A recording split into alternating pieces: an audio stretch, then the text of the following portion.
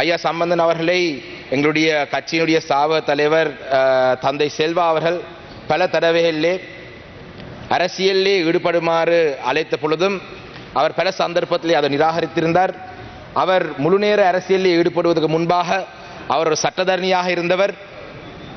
பலருக்கு தெரியாத விடயம், எனக்கும் இது இன்னொருவர் சொல்லிதான் தெரியும்.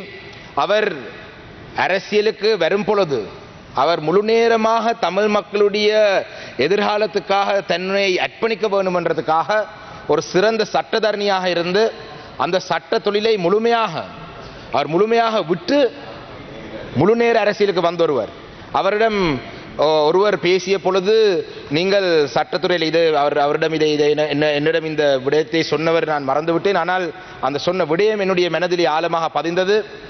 நீங்கள் சட்டத்துறையை ஏன் நீங்கள் விட்டு வந்தீர்கள் என்று சொன்ன பொழுது அவர் சொன்ன விட, நான் சட்டத்துறையை விட்டிருந்தாலும் கூட நான் என்னுடைய வாதங்களை முன்வைக்கிறது நான் நிறுத்தவில்லை. நான் நீண்ட காலமாக தமிழ் மக்களுடைய சார்பிலே தமிழ் மக்களுடைய அரசியல் உரிமை என்ற அந்த வழக்கை நான் பேசிக்கொண்டு வருகிறேன். ஏனென்றால் அவர் சட்டத்துறையிலே இருக்கும் பொழுது, அவர் நான் நினைக்கிறேன் முழுநேர அரசியலுக்கு வரும் பொழுது 700க்கு அதிகமான கேசஸை விட்டு தான் முழுநேர அரசியலுக்கு அவர் வந்திருந்தார். ஆனால் அவர் சொன்ன விடயம், நான் சட்டத்துறையிலே இருந்து விலகி வந்தாலும் நான் ஒரு வழக்கொண்டு பேசிக் கொண்டிருக்கின்றேன், அதுதான் இந்த தமிழ் மக்களுடைய தேசிய இனப்பிரச்சனைக்கான தீர்வு என்ற வழக்கு.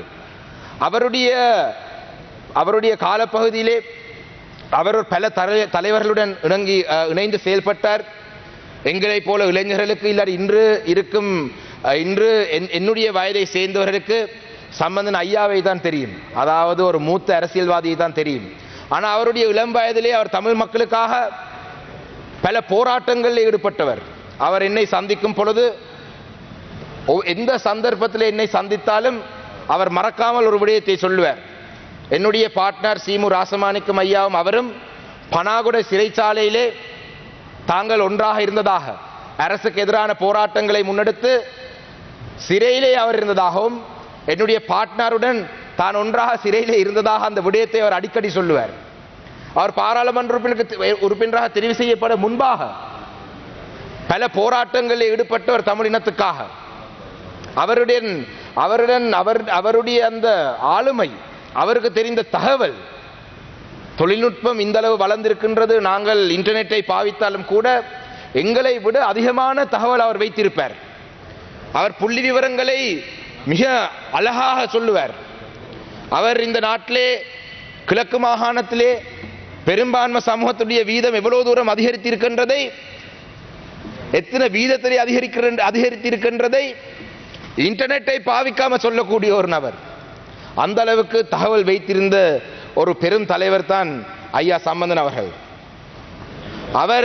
நான் திருவோணமலைக்கு ஒரு சந்தர்ப்பத்திலே சென்ற பொழுது சம்பந்தன் ஐயா அவர்கள் இளம் வயதிலே எவ்வாறு செயல்பட்டிருந்தார் என்றதை பற்றி அங்கே இருந்த ஒரு முதியவர் என்னிடம் சொல்லியிருந்தார்.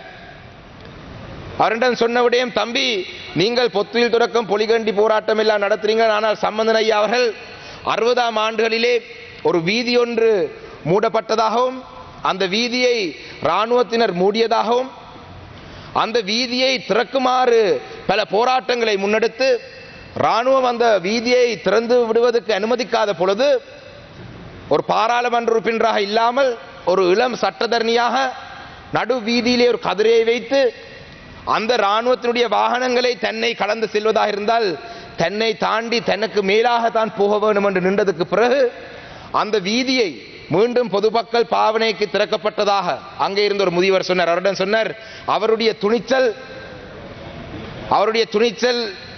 அவருக்கு இருந்த அந்த அளவு துணிச்சல் வேறு எவருக்குமே அந்த காலப்பகுதியில் இருக்கவில்லை. ஒரு இளம் சட்டத்தரணியாக, இன்று நாங்கள் பாராளுமன்ற உறுப்பினராக பல போராட்டங்களை முன்னெடுத்தாலும் கூட ஒரு சட்டத்தரணியாக அந்த போராட்டங்களை அவர் முன்னெடுத்தவர்.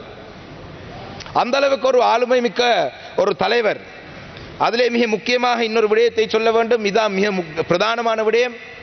2009ஆம் ஆண்டு விடுதலை போராட்டம் மௌனிக்கப்பட்டதுக்கு பிறகு இந்த நாட்டிலே தமிழ் மக்களை முழுமையாக நாங்கள் அழித்து விட்டோம், இனி தமிழ் மக்களுக்கு அரசியல் தீர்வு என்ற விடயத்தை பற்றி பேச வேண்டிய சந்தர்ப்பத்தை நாங்கள் வழங்க வேண்டிய தேவையில்லை, இந்த நாட்டிலே இனி தமிழ் மக்கள் நாங்கள் சொல்றபடிதான் வாழ வேண்டும். ஏனென்றால் யுத்தத்தை இலங்கை அரசாங்கம் வென்றுவிட்டது என்ற ஒரு மனநிலையில் இருந்த பொழுது மீண்டும் ஜனநாயக ரீதியாக தமிழ் மக்களுக்கு இந்த நாட்டிலே அரசியல் தீர்வொன்று தேவை, தமிழ் மக்கள் ஒரு அரசியல் தீர்வை பெறுவதற்கான சகல தகுதியும் உள்ள ஒரு இனம், ஒரு தேசிய இனம் என்றதை மீண்டும் வலியுறுத்தியது எங்களுடைய மதிப்புக்குரிய மறைந்த தலைவர் சம்பந்தன் ஐயா அவர்கள் தான். அன்று 2009ஆம் ஆண்டு விடுதலை போராட்டம் மௌனிக்கப்பட்டதுக்கு பிறகு தமிழ் தேசிய கூட்டமைப்பை தலைமை தாங்கி தொடர்ச்சியாக அந்த திருகோணமலை மாவட்டத்தை மட்டும் வென்றது மாத்திரமல்ல, தமிழ் தேசிய கூட்டமைப்பை வெற்றி பெற செய்தார். 2010ஆம் ஆண்டு, 15ஆம் ஆண்டு, 2020ஆம் ஆண்டிலும் கூட 88-89 வயதிலே திருகோணமலை மக்கள் அவருக்கான அந்த அங்கீகாரத்தை கொடுத்திருந்தார்கள். ஏனென்றால் அவர் மீது வைத்த நம்பிக்கை. நாங்கள் இன்று 2025ஆம் ஆண்டிலேயும் தமிழ் மக்களுக்கு ஒரு புதிய அரசியல் தீர்வு வேண்டும், தமிழ் மக்களுக்கு தேசிய பிரச்சனைக்கு ஒரு தீர்வு வேண்டும் என்று பேசுவதற்கு இந்த வழியை ஜனநாயக அரசியல் இந்த வழியை ஏற்படுத்தி தந்த பெருமை எங்களுடைய மறைந்த தலைவர் சம்பந்தன் ஐயாவுக்கு தான் சேரும். அந்த வகையிலே அவருடைய இழப்பு வெறுமனே தமிழ் இனத்துக்கு மாத்திரமல்ல, அவருடைய குடும்பத்தினருக்கு மாத்திரமல்ல, அதே போலதான் அவருடைய குடும்பத்தினரை பற்றியும் இந்த இடத்திலே சொல்ல வேண்டும். ஐயாவுடைய வாழ்க்கையை முழுமையாக சம்பந்தன் ஐயா அவர்கள் இந்த இனத்துக்காக அர்ப்பணித்தது தான் எங்களுக்கு தெரியும். ஆனால் அவருடைய குடும்பத்தினர்கள் அவருக்காக தங்களுடைய வாழ்க்கையை அர்ப்பணித்தார்கள். அவருடைய மகன், அவருடைய மகள், அவர் இரு மகன்களும் முழுமையாக தங்களுடைய நேரத்தை சம்பந்தன் ஐயா அவருடைய நலனுக்காக அவரை பார்த்துக் கொள்வதிலே அவங்களுடைய முழு நேரத்தை செலவழித்தார்கள். ஐயா அவர்கள் தமிழ் மக்களுக்காக செயல்படுவதற்கு அவருடைய குடும்பத்தினர் அவருக்கு பக்கபலமாக நின்றார்கள். நாங்கள் அந்த ஐயாவை சந்திக்க அந்த இல்லத்துக்கு போகும் பொழுதெல்லாம் எங்களுக்கு உபசரிப்பு செய்து, எங்களை மாத்திரமல்ல அவரை சந்திக்கவாறு எவராயிருந்தாலும் அவர்களுக்கு உபசரிப்பு செய்தது அவருடைய குடும்பத்தினர் தான். ஐயாவுக்கு இந்த தமிழ் மக்களுக்காக தன்னுடைய அரசியலை முன்னெடுக்கிறதுக்கு துணையாக பக்கபலமாக அவருடைய குடும்பத்தினர் நின்றார். அதையும் இந்த சந்தர்ப்பத்திலே சொல்ல வேண்டும். அவருடைய இழப்பு தமிழ் இனத்துக்கு மாத்திரமல்ல, ஒட்டுமொத்த இந்த நாட்டுக்கும் ஒரு இழப்பது. நான் அவருடன் பல கூட்டங்களுக்கு 2020ஆம் ஆண்டு நான் பாராளுமன்றத்துக்கு தெரிவு செய்யப்பட்டதுக்கு பிறகு இந்த ஒரு இரு விடயங்களை சொல்லி என்னுடைய உரையை முடிக்கலாம் நினைக்கிறேன். என்றால் இன்று விட்டால் அந்த சந்தர்ப்பம் கிடைக்காது. 2020ஆம் ஆண்டு பாராளுமன்றத்துக்கு தெரிவு செய்யப்பட்டதுக்கு பிறகு 3/2 பெரும்பான்மையுடன் கோட்டாபய ராஜபக்ஷவுடைய அரசாங்கம் இருந்த பொழுது என்னுடைய முதலாவது முறை நான் பாராளுமன்றத்துக்கு தெரிவு செய்யப்பட்டது.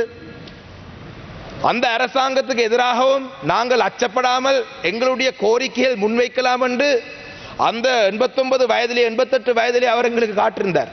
எனக்கு நன்றாக ஞாபகம் இருக்கின்றது. நாங்கள் பாராளுமன்றத்திலே நான் நினைக்கிற ஒரு கன்னி அமர்வு, ஏதோ ஒரு அமர்விலே கோட்டாபய ராஜபக்ஷ அவர்கள் உரையாடி சென்றதுக்கு பிறகு தேநீருக்காக ஏற்பாடுகள் செய்யப்பட்டிருந்தது. அங்க பாதைக்கு போகும் பொழுது அந்த நேரத்திலே பசில் ராஜபக்ஷ அவர்கள் வந்திருந்தார். நீங்கள் தேநீர் குடிக்கிறதுக்கு வரவில்லையா ஐயா என்று கேட்டார். கேட்ட பொழுது சொன்னார், உங்களுடைய தம்பியினுடைய உரையிலே தமிழ் மக்களுக்கு தேநீர் குடிக்கிற அளவுக்கு எதுவும் நீங்கள் பேசுனீங்களா என்று நேரடியாக கேட்டிருந்தார். அதனைத் தொடர்ந்து ரணில் விக்ரமசிங்க அவர்களை சந்தித்த பொழுது பல சந்தர்ப்பங்களிலே அரசியல் எங்களுடைய பிரச்சனைகளை பற்றி அவரிடம் பேச சென்ற பொழுது சில குழப்பங்கள் வரும் பொழுது மீண்டும் மீண்டும் மீண்டும் இணைந்த வடக்கு கிழக்கிலே தமிழ் மக்களுக்கு ஒரு கௌரவமான அரசியல் தீர்வை வழங்காவிட்டால் நாங்கள் இணங்க மாட்டோம் என்றதை வலியுறுத்தியிருந்தார். அவ்வாறு சம்பந்தன் ஐயாவுடன் பல விடயங்களை என்னால் ஒரு இளம் பாராளுமன்ற உறுப்பினராக படிக்கக்கூடியதாக இருந்தது. அவருடன் கற்றுக்கொண்ட பாடங்களை எதிர்காலத்திலே எங்களுடைய மக்களுக்காக சரியாக பயன்படுத்த காத்துக் கொண்டிருக்கிறேன். அந்த வகையிலே நான் நினைக்கிறேன் இன்னும் பலர் பேச இருக்கிறார்கள். அவருக்கும் நாங்கள் நேரத்தை கொடுக்க வேண்டும். ஐயாவை பற்றி பேசுகிறேன் சொன்னால் நீண்ட நேரம் உரையாடலாம். ஆனால் என்னுடைய உரையை இத்துடன் நான் முடித்துக் கொள்கின்றேன். மீண்டும் ஒரு முறை இன்று இந்த அஞ்சலி செலுத்தப்படும் அனைத்து முன்னாள் பாராளுமன்ற உறுப்பினருடைய ஆத்மாக்களும் சாந்தி அடைய வேண்டும் என்று பிரார்த்தித்து என்னுடைய உரையை முடித்துக் கொள்கிறேன். நன்றி.